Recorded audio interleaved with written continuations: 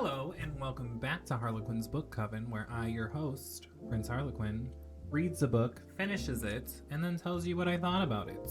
And today we are Today we are continuing our journey with my other favorite author, Riley Sager. After Home Before Dark, I really just kind of wanted more of his writing. I forgot how much I loved it, and so I jumped to the next book that was published by him, which is Survive the Night. Now, I didn't know much going into this.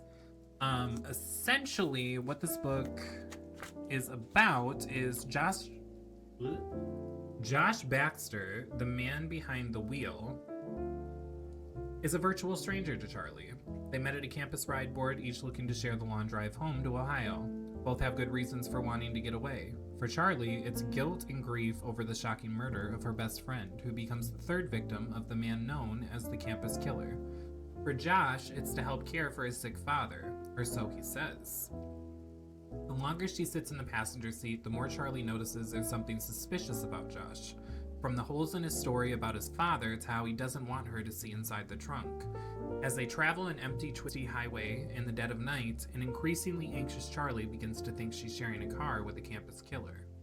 Is Josh truly dangerous? Or is Charlie's jittery mistrust merely a figment of her movie-fueled imagination?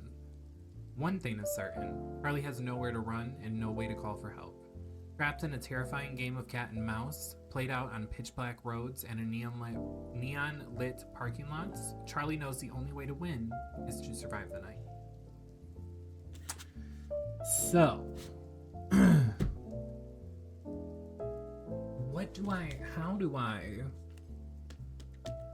Riley is a hard author to review. I guess I'll start with the fact that I also finished this book within 2 days because it was so good. The things I liked about it was it had a very layered main character, Charlie, who is incredibly unique. Now, Charlie is a film buff. She was actually really easy to connect with in the sense that I too, like her, grew up watching movies with my grandmother, and because of those special times I had with her, I just loved film. I fell in love with film in general, and that similarity, those things that we share, really made me bond with her very quickly. I will say initially, Charlie is very, very off-putting. In the sense that she seems kind of rude, kind of closed off. However, as the story progressed, I actually really fell in love with her. So even when she was off-putting, I still felt connected to her because I understood kind of where she was coming from. She was still empathetic and a sympathetic character. But as the story went on, that's when I really fell in love with her. I also loved the pacing of this book. It is almost as breakneck, fast-paced speed as Cabal. That was a sentence. You get my drift. That's what we're sticking with. And the thing that I really, really liked it is it had an ever-changing plotline. Like, yes, it's a story essentially set in this car with these two people. One of them might be a murderer, the other one might be a potential victim. We don't know what's going on. He is very suspicious. She's very suspicious of him.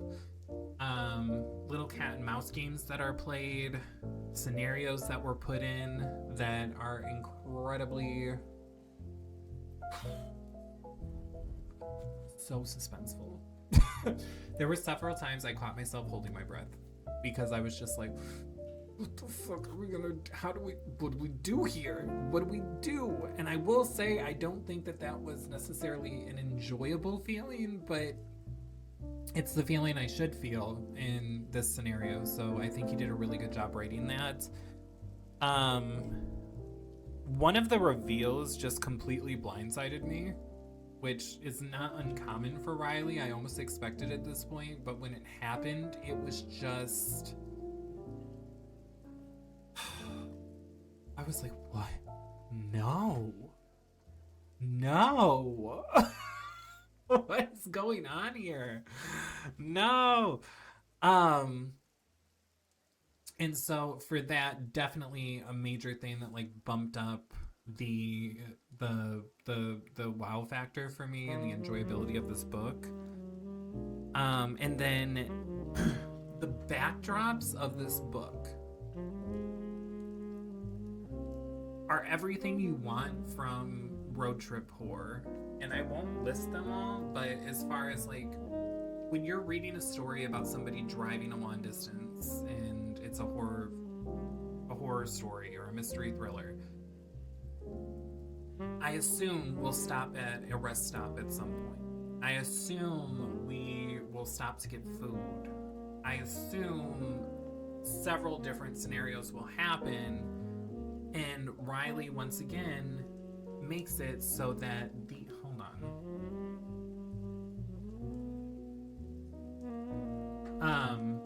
Sorry about that. But we're back. It's one of those things where Riley does, go to these cliche spots that we would see in road trip films, but he does it in such a unique way that it's incredibly unique and interesting and almost feels original. I really, really enjoyed it, especially the final setting. The final setting was everything. I mean, absolutely everything. Honestly, the whole book could have been set at the final setting, and I would have been into it. He needs to do that. He needs Riley, write that book. For the things I did not like in Survive the Nights. Incredibly stupid decisions. So there is an explanation behind every single stupid decision that happens within this book, and we find out things later on that kind of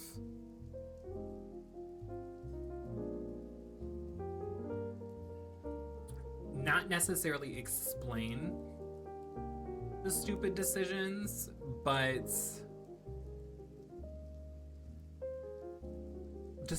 it is so hard to review him while trying to not spoil anything, and I'm not going to spoil anything. What I'll say is later in the book,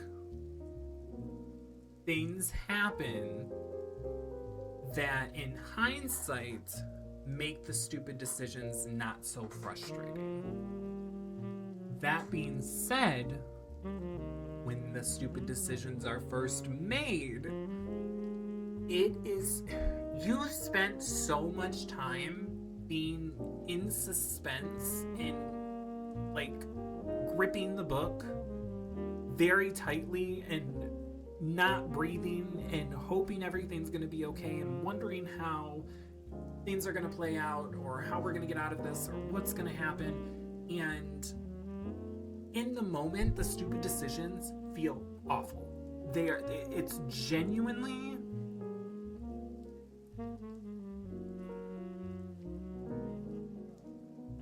I was screaming at our main character. Well, not really, that's exaggerating. Okay, that's hyperbole. I was not screaming, but there were several times that a decision was made and I was like, what the fuck are you doing? Why? Why would we do this? Why? Don't do that. And they do. And so you have to go along with it, but it's in the moment it doesn't feel good. Does not ruin the book, but in the moment feels awful. The next thing I did not like is a personal issue that I do not like in storytelling. And they did this a little bit with Last Time I Lied, in which they give the main character some kind of something that makes it so you feel like you cannot trust their version of events. So it's explained very early on in this book, like in the beginning as they're what the fuck was her name again?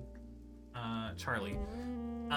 Where we're learning about Charlie and her love for movies, and we find out that when she is in, and again, not a spoiler, this is literally in the first 20 pages of the book, we find out that when she is under extreme stress or in a situation that she's finding a hard time coping with, her mind will do this thing where it will enhance what's happening around her like it's a movie, and she imagines that something is happening that isn't happening. And so because of this plot device, we are taught very early on that we probably should not trust everything that Charlie sees, Charlie hears, and I hate that. It's just, it makes it so frustrating.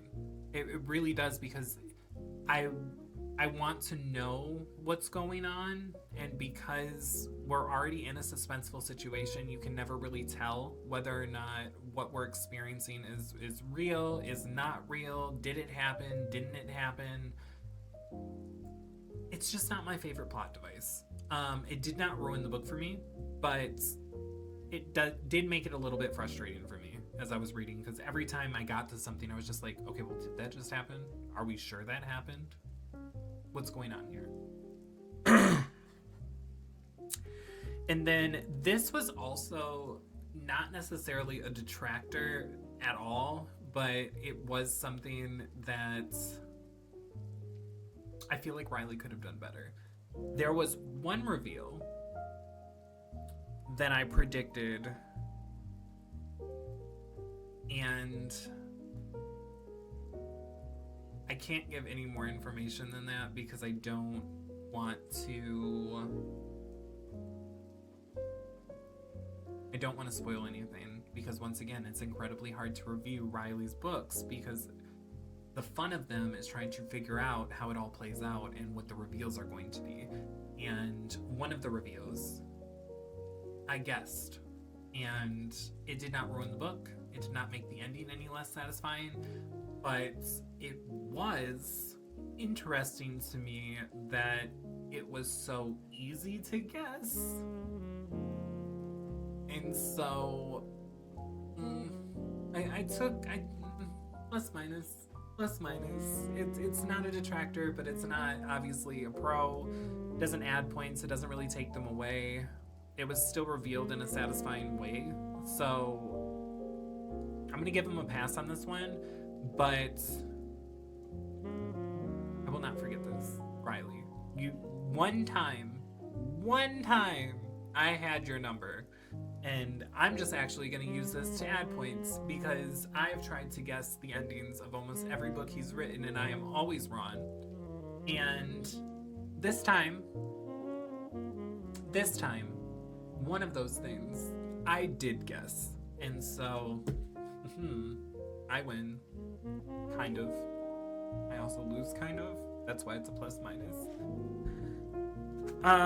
Overall, I ended up giving it 4.5 stars. Not quite a 5-star book, because of the reasons that I listed.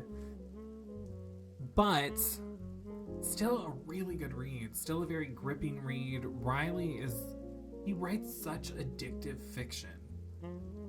I am currently reading The House Across the Lake by him. That is my current book that I am partway through. However, I have deviated a little bit during this read because I signed up for Book of the Month, and the Book of the Month that I got sounded incredibly interesting as well, and I was really curious about it, so I was like, ooh, I'm gonna start reading this, and I'll just read both books simultaneously. It'll be fine. It'll be kind of like how I started this channel and what I wanted to do with it.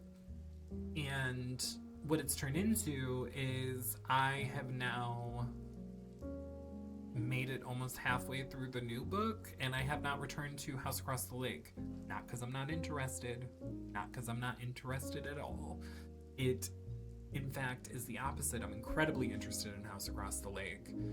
However, this new book is also just so good, and it's also an author I've never read before. So I can't wait to get to that video when I talk about it, because it's I have a lot to say about the book I'm currently reading.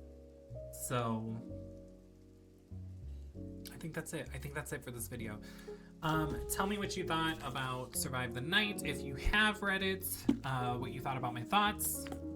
Comment, like, subscribe, do the YouTube things, please. I'm trying to grow this channel. And let's have a conversation about it. Let's talk. Let's do things.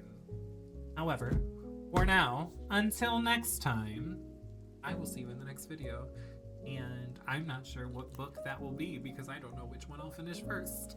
So it'll be a surprise for both of us. And this is the last time you will see me in this sweater recording a video because I have no other books to review. I'll see you then.